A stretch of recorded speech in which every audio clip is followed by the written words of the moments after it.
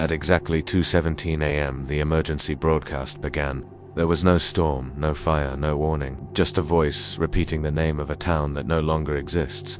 A signal that had clawed its way out of 40 years of silence, speaking a name that history had tried to bury under a dark, still lake. It was a ghost in the machine, and I was about to become its listener. My job was simple: restore damaged recordings, archive what the world wanted to forget. I was a digital janitor, sweeping up the corrupted files and forgotten memories that cluttered the servers of history. It was a quiet job, a solitary one, until one file refused to stay buried, a fragment of audio that seemed to have a life of its own. Every time the static peaked, the same words surfaced, faint at first, a whisper caught in a storm of digital noise. But with each pass, it grew stronger, clearer, like it was learning how to be heard. The waveform itself seemed to contort, the jagged peaks and valleys subtly shaping themselves into the letters of a forgotten name. A name I later found on an old, brittle map, violently crossed out in red ink. The town was called Greywick. It vanished in 1986. The official story was a damn failure, a flash flood, but there were no evacuation records, no bodies, just an empty, fog-covered lake where streets used to be. The kind of clean, efficient disappearance that makes you wonder if it was a tragedy or an erasure. The first true anomaly occurred on the third day. When I paused the recording, the voice kept talking. The timeline on my monitor was frozen solid. The playhead stopped dead, yet the audio levels on my mixer were still moving, pulsing softly. I leaned in close to my studio monitors, and I could see the speaker cones vibrating, pushing air into the silent room. A quiet, rhythmic beat had joined the hum, a heartbeat. I spoke back as a joke, a half-mad, sleep-deprived impulse. I typed, "Who is this?" into a text-to-speech program and broadcasted back into the abyss of the recording.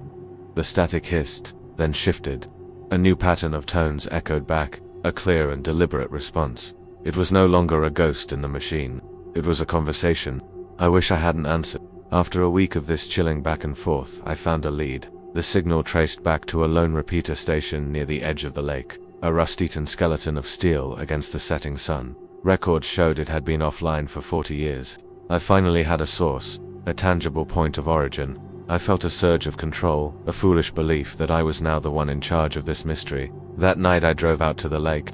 The air was cold, the water a sheet of black glass, but as I stood on the shore, I realized the lake wasn't reflecting the sky.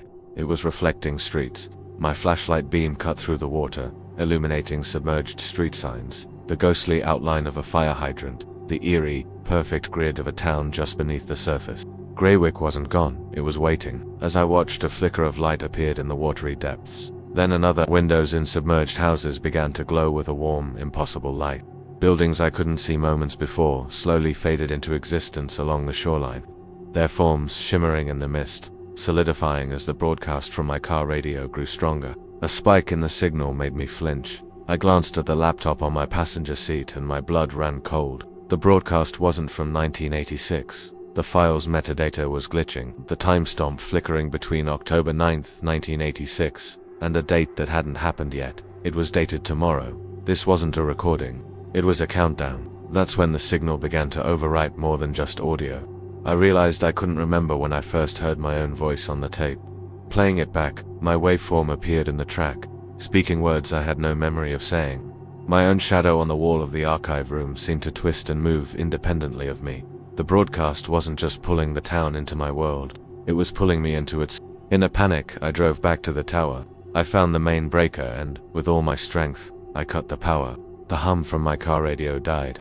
At the lake, the lights in the phantom town extinguished one by one. The streets dissolved, and the entire spectral image sank back into the black water.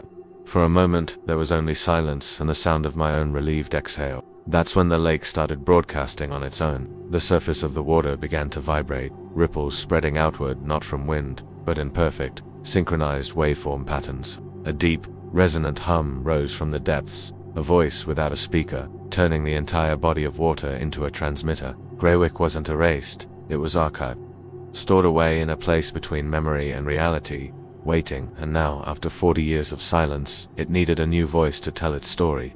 To finish the broadcast, I felt myself sinking, the cold water closing over my head. But I wasn't drowning. Below me, the town was fully formed, bright and alive. My mouth opened, and the words that came out weren't mine. If you're hearing this, the signal worked, and the town is no longer empty.